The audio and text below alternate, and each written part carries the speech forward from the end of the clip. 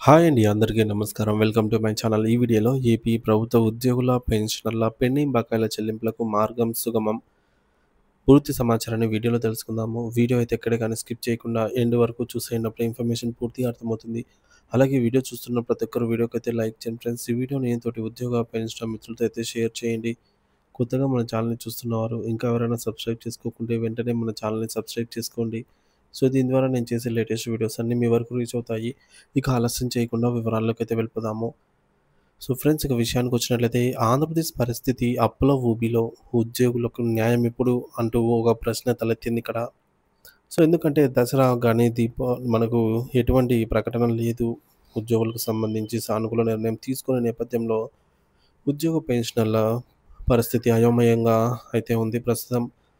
అయితే రాష్ట్ర విభజన తర్వాత రెవెన్యూ లోటుతో ఏర్పడిన ఆంధ్రప్రదేశ్ తన అవసరాల కోసం, అభివృద్ధి, సంక్షేమ కార్యక్రమాల కోసం అప్పులు చేసుకుంటూ పోవడం ద్వారా ఒక రకమైనటువంటి డెట్ ట్రాప్‌లో చిక్కుకుందని చెప్పడం వాస్తవం. ఈరోజు రాష్ట్ర ఆర్థిక పరిస్థితి ఎంత దిగజారిందంటే, గత ప్రభుత్వంలో ఉద్యోగుల జీతాలు, పెన్షన్లు కూడా ఒకటో తారీఖున చెల్లించలేని పరిస్థితి. అప్పుల ద్వారా మాత్రమే నెల జీతాలు ఆ నెలలో ఆ నెల జీతాలనైతే చెల్లించేవారు. పైగా ఏ నెల జీతం ఆ నెలలోనే ఇస్తున్నాం కదా అని వ్యాఖ్యలు చేసేవారు. ఒకటో తారీఖునే జీతాలు ఇవ్వాలని చట్టం ఉందా అని కూడా నాటి తెలంగాణ ముఖ్యమంత్రి కేసీఆర్ గారు ప్రశ్నించిన విషయం మీకు గుర్తుండే ఉంటుంది.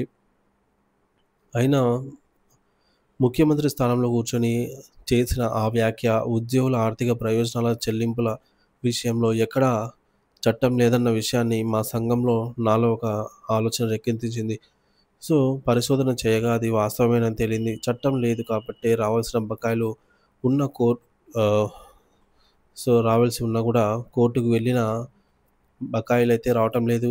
ప్రభుత్వ ఆర్థిక పరిస్థితి బాగోలేదు. బాగున్నాగా చెల్లిస్తామని కోర్టుల్లో చెప్పే పరిస్థితే నెలకొంది. అప్పుల భారం కళ్ళు తెరిచిన శ్వేతపత్రం. ఈ పరిస్థితుల్లో మనకు రావాల్సిన బకాయిల సంగతి చూస్తే దాదాపు 25,000 కోట్ల రూపాయల పైచిలుకు అక్యుములేటెడ్ లయబిలిటీని ఉందని గతంలో చెప్పారు. సో, ఎన్నికల ముందు ఈ విషయం చెప్పినప్పుడు అది రాజకీయ ప్రయోజనాల కోసం చేస్తున్న ప్రచారమని కొందరు వ్యాఖ్యానించారు. అయితే ఎవరి వ్యాఖ్యలు ఎలా ఉన్నా సాక్షాత్తు నిండు శాసనసభలో రాజ్యాంగం నిర్దేశించిన మేరకు వార్షిక బడ్జెట్‌ను ప్రవేశపెడుతూ ప్రభుత్వం చూపించిన గణాంకాలను చూద్దాము. సో, 18 జూన్ 2024 నాటికి ప్రభుత్వం వివిధ వర్గాలకు చెల్లించాల్సినటువంటి అక్యుములేటెడ్ లయబిలిటీస్ 1,35,224 కోట్ల రూపాయలుగా ఉన్నాయి. ఇది రాజ్యాంగబద్ధమైన బాధ్యత. దీని నుంచి ప్రభుత్వం తప్పించుకోలేదు. ఈ యొక్క 1,30,224 కోట్ల రూపాయలలో ఉద్యోగులకు మాత్రం బాకీ ఉన్నది 21,980 కోట్లుగా ప్రభుత్వం శాసనసభలో చూపించింది. స్వయానా ముఖ్యమంత్రి గారు రాష్ట్ర ఆర్థిక పరిస్థితి మీద శ్వేతపత్రాన్ని విడుదల చేస్తూ చూపించిన స్లైడ్ ఇదే.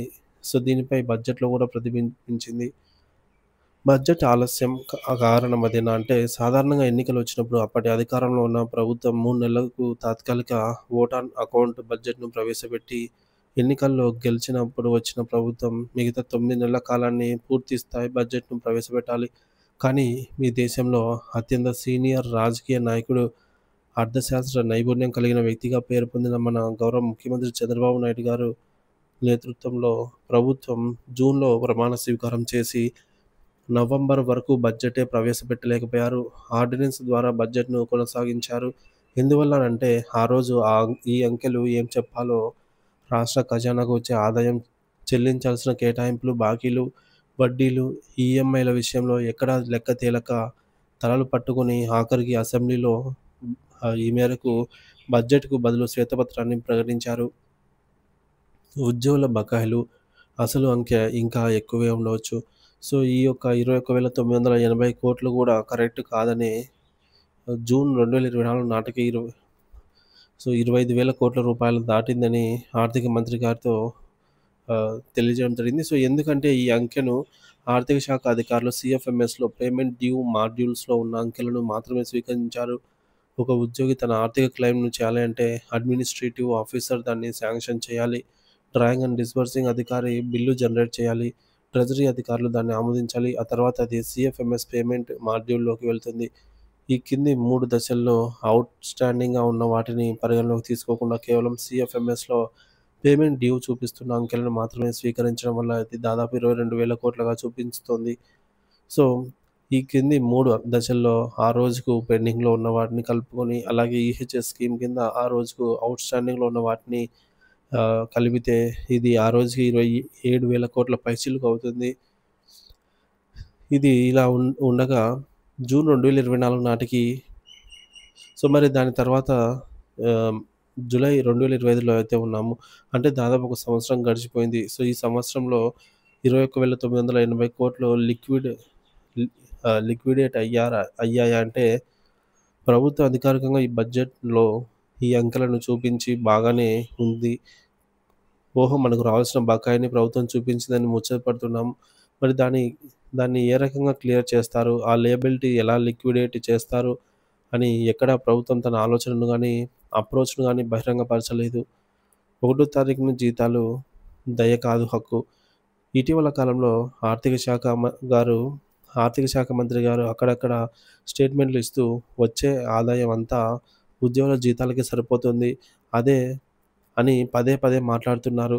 ఇంకో పక్క చూస్తే కొంతమంది ప్రతినిధులు మంత్రుల స్థాయిలో మేమొచ్చాక ఒకటో తారీఖున జీతాలిస్తున్నాం అని అది ఘనతగా చెప్తున్నారు. అటువంటి వారందరికీ వినమ్రంగా చేతులెత్తి నమస్కరిస్తూ లక్షలాది మంది ఉద్యోగ, ఉపాధ్యాయ పెన్షనర్ల పక్షాన ఆంధ్రప్రదేశ్ ప్రభుత్వ ఉద్యోగుల సంఘాల పక్షాన మనవి చేసేదేంటంటే దయచేసి ఈ వ్యాఖ్యలను మానుకోండి.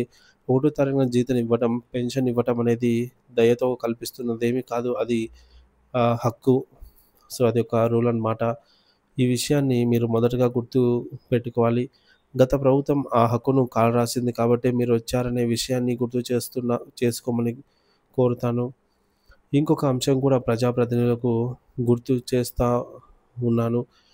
మాకు ఒకటో తారీఖున జీతం ఇస్తున్నామని ఘనంగా చెప్పుకుంటున్నారు. బాగానే ఉంది. ఆ ఒకటో తారీఖునే మాతో పాటు మాకంటే కొన్ని గంటల ముందే మీరు కూడా తీసుకుంటున్నారనే యథార్థాన్ని కూడా గుర్తించాల్సిన అవసరం ఉంది. ఎందుకంటే మేమిద్దరం కూడా భారత రాజ్యాంగం ప్రకారం పబ్లిక్ సర్వెంట్ నిర్వచనంలోకి వస్తాం కాబట్టి. మరికొన్ని బకాయిలు అంతులేని జాబితా. ఈ రాజకీయ వ్యాఖ్యానాల సంగతి పక్కన పెడితే 22,000 కోట్ల బాకీ తర్వాత ఇంకా మనకు ఏం రావాల్సి ఉంది అంటే దీంట్లో కలవని అంశాలు ఏవేవి ఉన్నాయంటే వేతన సవరణ పీఆర్‌సీ జూలై 1, 2023 నుంచి జరపవలసి ఉంది. అలాగే 4 డీఏలు పెండింగ్‌లో ఉన్నాయి. అసలు సరెండర్ లీవ్ పరిస్థితి ఏంటో తెలీదు. అనేక అలవెన్స్‌లు గత వేతన సవరణ సంఘం అర్ధాంతరంగా చేసిన రివర్స్ పీఆర్‌సీలు ఇవ్వలేదు. మనం మర్చిపోయాము. ఎవరూ అడగలేదు. సరే, ఆ మర్చిపోయిన వాటిని పక్కన పెడితే గుర్తున్నంత వరకు లెక్కేసుకుంటే జూలై 1, 2023 నుంచి రావాల్సిన కొత్త పీఆర్‌సీ, పాత బకాయిలు, పీఆర్‌సీ బకాయిలు, అలాగే ఈ 4 ఇన్‌స్టాల్‌మెంట్ ఆఫ్ డీఏలు ఉన్నాయి. ఇందులో ఇంకో చిత్రం ఉంది. 4 ఇన్‌స్టాల్‌మెంట్ డీఏలలో గుర్తించే కనపడిన వాళ్ళంతా అప్పుడప్పుడు ఏదో పలకరింపుగా సార్ ఈ క్యాబినెట్‌లో డీఏ ఏమన్నా ఇస్తారా అని అడుగుతుంటారు. ఈసారి క్యాబినెట్ రన్నింగ్‌లోనే డీఏ ఇవ్వడం సంగతి పక్కన ఉంచండి. మీకు గుర్తుందా? 3 డీఏలు మనకిచ్చారు. వాటి బకాయిలు 3 విడతల ఇన్‌స్టాల్‌మెంట్‌లో ఇస్తామని గవర్నర్ గారి పేరు మీద జీవోలు ఇచ్చారు. భారత రాజ్యాంగంలోని ఆర్టికల్ 309 మూడవ 309వ అధికరణ ద్వారా తనకు సంక్రమించాల్సిన అధికారాన్ని వినియోగించి గవర్నర్ గారి పేరు మీద జీవోలు ఇచ్చారు. అంటే ఆర్టికల్ 309 ప్రకారం దీన్ని ఒక చట్టంగా పరిగణించాలి. మరి ఇలా ఇచ్చి దీంట్లో 3 విడతలుగా పెన్షనర్లకు గానీ, ఓపీఎస్ ఉద్యోగులకు గానీ, సీపీఎస్ ఉద్యోగులకు గానీ 3 ఇన్‌స్టాల్‌మెంట్‌లు ఇస్తామన్నారు. ఈ రకంగా 3 డీఏ బకాయిల్ని సుమారు 60 నెలల బకాయిల్ని ఆ రకంగా చెల్లిస్తామని ప్రభుత్వం చెప్పింది. ఇందులో ఒక విడత, ఒక్క ఇన్‌స్టాల్‌మెంట్ అయినా ఎవరికైనా ఖాతాలో జమ అయిందా అనితే క్వెషన్. నేటికి ఈ జీవోలు ఎప్పుడిచ్చారు? 2021లో ఇచ్చిన జీవో ఇప్పటికి 4 ఏళ్లు దాటింది. 4 ఏళ్లు దాటిపోయినా ఒక్క విడత ఇన్‌స్టాల్‌మెంట్ కూడా రాలేదు అని ఎవరు అడగటం లేదు. బహుశా దీని సంగతి మర్చిపోయి ఇప్పుడు రావాల్సిన 4 డీఏలలో ఒక డీఏ అయినా ఇస్తారేమో అని అడుగుతున్నారు. ఈ రాష్ట్రంలో ఉన్నటువంటి పరిస్థితి ఇవన్నీ కూడా కలుపుకుంటే ఆ 25,000 కోట్లు కాదు కదా! అంచనా ప్రకారంగా ఇది 35,000 కోట్ల రూపాయలకు చేరుతుంది. ఎందుకంటే ఈ గడిచిన సంవత్సరం బట్టి రిటైర్మెంట్‌లు ఎక్కువగా జరిగాయి. గత ప్రభుత్వం రిటైర్మెంట్ బెనిఫిట్స్ చెల్లించే ఆర్థిక స్తోమత లేక 60-62 ఏళ్లకు పదవీ విరమణ వయస్సును పెంచింది. ఉద్యోగ సంఘాలు కోరకపోయినా కేవలం ఆర్థిక బాధ్యతను 2 సంవత్సరాలుగా వాయిదా వేసుకోవడానికి ప్రభుత్వం పెంచింది. ఇప్పుడు రిటైర్మెంట్‌లు మొదలయ్యాయి. ఈ రిటైర్ అయిన వాళ్ళకి సూటిగా అడుగుతున్న గడిచిన 2 ఏళ్ల క్రితం రిటైర్ అయిన వాళ్ళకి రావాల్సిన బెనిఫిట్స్ వచ్చాయా? ఈ రోజుకి పోనీ ఎప్పుడొస్తాయో ఎవరైనా చెప్తారా? అంటే లేదు. రాష్ట్ర మంత్రికి సంవత్సరం దాటిపోయిన ఆర్థిక మంత్రికి సంవత్సరం దాటిపోయిన ఈ రోజు వరకు ఇన్ని వేల కోట్ల రూపాయలు మనకు బాకీ ఉంటే, ఒక గంట సేపు ఉద్యోగ సంఘాల నాయకులను కూర్చోబెట్టుకొని రాష్ట్ర ఆర్థిక పరిస్థితి మీద ఉన్న వాస్తవ స్థితిని చెప్పి, ఏ రకంగా మనకు రావాల్సిన బకాయిలను చెల్లించుకునే విధానంతో ముందుకు వెళ్దామని ఒక చర్చ కూడా చేయడానికి తీరిక లేదు. సో, ఖాళీగా కూడా లేరు. ఆదాయ మార్గాలు, పరిమితులు. మిత్రులారా ఇప్పుడు చెప్పండి. మరో పక్క చూస్తే రాష్ట్రానికి ఆదాయం వస్తేనే మనకు రావాల్సిన బకాయిలను చెల్లించగలుగుతాయి. ఆదాయం ఎలా వస్తుంది రాష్ట్రానికి అంటే, త్రేతాయుగం నుండి రాముడి కాలం వరకు నేడు అంబేద్కర్ గారు రాసిన రాజ్యాంగం అమలు జరుగుతున్న భారతదేశంలో రాష్ట్రాలతో సహా ఎక్కడైనా కూడా ప్రపంచంలో రాజ్యాంగానికి ఆయుధ ప్రజలు ఆయుధం ప్రజలే. సో, ప్రజలు చెల్లిస్తున్నటువంటి పన్నుల ద్వారానే వస్తుంది. ఈ పన్నులు ప్రధానంగా 2 రకాలు. ప్రత్యక్ష పన్నులు, పరోక్ష పన్నులు. స్థానిక పన్నులు అనేవి స్థానిక సంస్థలకు చెల్లించే పన్నులు. అవి పెద్దగా ఆ ఊర్లో రోడ్డు వేయడానికో లేదా పైప్‌లైన్ వేయడానికో కూడా సరిపడే స్థితి అయితే లేదు. స్థానిక సంస్థలన్నీ కూడా కేంద్ర ఆర్థిక సంఘం ఇచ్చే నిధుల మీద ఆధారపడి ఉన్న వాస్తవం. సో, మనందరికీ తెలుసు. ఆ స్థానిక సంస్థలకు కేంద్ర ఆర్థిక సంఘం ఇచ్చిన నిధులను కూడా రాష్ట్ర ప్రభుత్వాలు వాడేసుకున్న వదంతులు కూడా గత ప్రభుత్వంలో చూసాం. రాష్ట్ర ఖజానాకు వచ్చే ఆదాయంలో ప్రధాన సింహభాగం పరోక్ష పన్నులు. ఈ పరోక్ష పన్నులు కేంద్రం మనకు ఇచ్చే వాటా. ఈ ప్రత్యక్ష పన్నుల్లో రూ. 1 పన్ను రేటు పెంచడానికి గానీ, పన్ను పరిమితిని పెంచడానికి గానీ రాష్ట్రానికి ఏమాత్రం అధికారం లేదు. వాస్తవంగా పరోక్ష పన్నుల విధానంలో ఆ అధికారం రాష్ట్రాల శాసనసభలకు ఉండేది పూర్వం. కానీ జూలై 1, 2017 నుంచి వన్ నేషన్ వన్ ట్యాక్స్ పేరు మీదుగా రాజ్యాంగాన్ని సవరించి అమలు చేసినటువంటి జీఎస్టీ విధానం అమల్లోకి వచ్చిన తర్వాత పరోక్ష పన్నుల్లో కూడా ఒక వస్తువు మీద పన్ను రేటు పెంచడానికి కానీ, పన్ను పరిమితి పెంచడానికి కానీ రాష్ట్ర శాసనసభకు అధికారం లేదు. ఏదైనా నిర్ణయం జీఎస్టీ కౌన్సిల్‌లో జరగాలి అంటే దేశం మొత్తం అన్ని రాష్ట్రాలు కేంద్ర ఆర్థిక మంత్రి చైర్మన్‌గా ఉన్నటువంటి జీఎస్టీ కౌన్సిల్ ఆమోదిస్తేనే ఈ మేరకు చేయడానికి అవకాశం ఉంటుంది. సో, ఈ పరిస్థితుల్లో స్పష్టంగా కనిపిస్తుంది ఏంటంటే, ప్రభుత్వానికి పన్నుల రేట్లు పెంచో, పన్నుల పరిధి పెంచో ఆదాయం పెంచుకునే అవకాశం లేదని తెలుస్తోంది. ప్రస్తుత ఆర్థిక లెక్కలు, నిధుల కొరత. మనకు 35,000 కోట్ల వరకు డబ్బులు రావాలి. మరోపక్క రోజువారీ రన్నింగ్ అకౌంట్‌లో ప్రతి నెల ఉద్యోగుల జీతాలు, పెన్షన్‌లకి సుమారుగా 7,000-7,500 కోట్ల రూపాయల ఖర్చవుతోంది. అలాగే ప్రభుత్వం సామాజిక పెన్షన్‌లను పేరు మీద రూ. 4,000 చేసినటువంటి పరిస్థితుల్లో కలిపి అంటే సామాజిక వృద్ధాప్య పెన్షన్లు రూ. 4,000 చేసినప్పటి నుంచి పెన్షన్లతో కలిపి జీతాలు, పెన్షన్లు కలిపి ప్రతి నెల 1 తారీఖునే ప్రభుత్వానికి 10,000 కోట్ల రూపాయలైతే కావాల్సి ఉంటుందన్నమాట. ఉద్యోగుల జీతాలు, పెన్షన్లు, సామాజిక పెన్షన్ల కోసం. 11వ వేతన సవరణ సంఘం ఇచ్చిన వేతనాల ఆధారంగా చేసే చెల్లింపులకే 10,000 కోట్లు ప్రతి నెల 1వ తారీఖున కావాల్సిన పరిస్థితి అంటే సంవత్సరానికి 1,20,000 కోట్ల రూపాయలవుతాయి. మీరు ఒకసారి బడ్జెట్ గణాంకాలను మళ్ళీ పరిశీలన చేస్తే రాష్ట్ర ప్రభుత్వము తనకు సొంతంగా వచ్చే ఆదాయం కేవలం 98,000 కోట్లని చెప్పి అంచనా వేసింది. ఈ 3,25,000 కోట్లను ఎలా ప్రతిపాదించారంటే 1,00,000 కోట్లు రాష్ట్ర ప్రభుత్వము సొంత ఆదాయం నుంచి వస్తుందని అంచనా వేసింది. అలాగే 1,00,000 కోట్లు కేంద్ర ప్రభుత్వం నుంచి వచ్చేటటువంటి నిధుల కింద వస్తుందని అంచనా వేసింది. మరొక 1,00,000 కోట్లు ఆర్థిక సంవత్సరంలో అప్పు ద్వారా తెస్తామని అంచనా వేసింది. స్థూలంగా మొన్న 3,25,000 కోట్ల బడ్జెట్ యొక్క అంచనా అది. సో, 1,00,000 కోట్ల అప్పు వస్తేనే ఈ యొక్క ప్రతిపాదించిన కేటాయింపులు అమలు జరుగుతాయనేది మనకు అర్థమైనటువంటి విషయము. ఆ ప్రతిపాదన కేటాయింపుల్లో ఎక్కడా కూడా ఆ 1,00,000 కోట్ల రూపాయల అప్పుల ద్వారా తీసుకొచ్చినా కూడా ఉద్యోగులకు సంబంధించి పేరుకుపోయినటువంటి ఆ యొక్క 22,000 కోట్ల బకాయిలను గానీ, రాబోయే రోజుల్లో చెల్లించాల్సిన వేతన సవరణ, ఇతర బకాయిల విషయంలో గానీ, ఒక రూపాయి కూడా కేటాయించడం లేదనేది మీరు ఒకసారి ఆ బడ్జెట్ అంకెలను చూస్తే సరిపోతుంది, అర్థమవుతుంది. పబ్లిక్ అకౌంట్ నిధుల దుర్వినియోగం, జీపీఎఫ్ సొమ్ము గోల్మాల్. ఈ పరిస్థితుల్లో ఇంకో పక్క చూస్తే గత ప్రభుత్వ హయాంలో ఆనాడు నేను గవర్నర్ కలిసినప్పుడు ఫిర్యాదు చేశాను. భారత రాజ్యాంగంలోని 266వ అధికరణ రాష్ట్ర, కేంద్ర ప్రభుత్వాల ఆర్థిక వ్యవహారాల నిర్వహణ ఏ రకంగా జరగాలి అనే దానిపైన చాలా స్పష్టంగా పేర్కొంది. దాంతో 3 రకాల ఖాతాలుంటాయని ప్రభుత్వం మెయింటైన్ చేస్తుందని, కన్సాలిడేట్ ఫండ్, అలాగే పబ్లిక్ అండ్ ఈ మేరకు కాంటిజెంట్ ఫండ్ అకౌంటు. ఈ రాష్ట్ర ప్రభుత్వానికొచ్చే ఆదాయం అంతా కన్సాలిడేట్ ఫండ్‌లోకైతే వస్తుంది. కానీ ఏదైతే పబ్లిక్ మనీ ఉంటుందో డిపాజిట్, సో, అంటే ఉదాహరణకి మన పీఎఫ్, జీపీఎఫ్ పబ్లిక్ అకౌంట్‌లో ఉండాలి. అది కన్సాలిడేట్ భాగంలో కాదు. అంటే ప్రభుత్వ హక్కుదారు యజమాని కానటువంటి ఆదాయం ఏదైనా వర్తిస్తుందో ఆ సొమ్ము పబ్లిక్ అకౌంట్‌లో ఉండాలి తప్ప కన్సాలిడేట్ ఫండ్‌లో అయితే భాగంగా అయితే కోరరాదు. ఇకపోతే కన్సాలిడేట్ ఫండ్‌లో భాగంగానే దాని కేటాయింపులు ప్రతిపాదించడానికి రాష్ట్ర శాసనసభ సభ్యులకు కూడా అధికారం లేదనే విషయాన్ని ఈ సందర్భంగా అయితే గుర్తుపెట్టుకోవాలి. ఆ ప్రకారంగా చూసినట్లయితే ఓపీఎస్‌లో ఉన్నటువంటి ఉద్యోగులు జీపీఎఫ్ దాచుకున్నటువంటి సొమ్ము అత్యంత భద్రమైనటువంటి కాపలాదారుడు ప్రభుత్వాన్ని భావించి తనకి నిర్దేశించిన దానికంటే మించి ఉద్యోగస్తుడు జీపీఎఫ్ అకౌంట్‌లో దాచుకుంటే అలా అక్యుములేట్ అయిన ఆనాడు నేను గవర్నర్‌ని కలిసే నాటికి 11,000,00,00,000 12,000,00,00,000 అయితే ఉంది. ఇప్పుడు అది కొంచెం తగ్గి ఉండొచ్చు. ఎందుకంటే కొంతమంది రిటైర్ అయిపోయారు. కొంతమంది చెల్లింపులు చేసి ఉంటారు కాబట్టి. ఏదేమైనా ఆ సొమ్ము ఆనాడు మా జీపీఎఫ్‌లు రాలేదు.